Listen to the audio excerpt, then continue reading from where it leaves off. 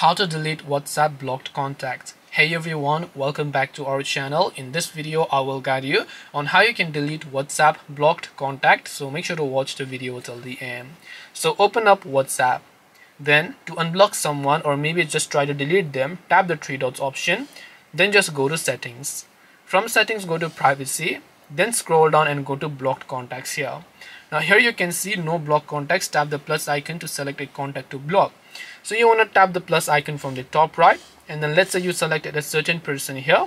Once you select a certain person and then you block them, if you want to delete them from your block list, long press on their name, tap on the unblock option, and only then you will be able to unblock those people.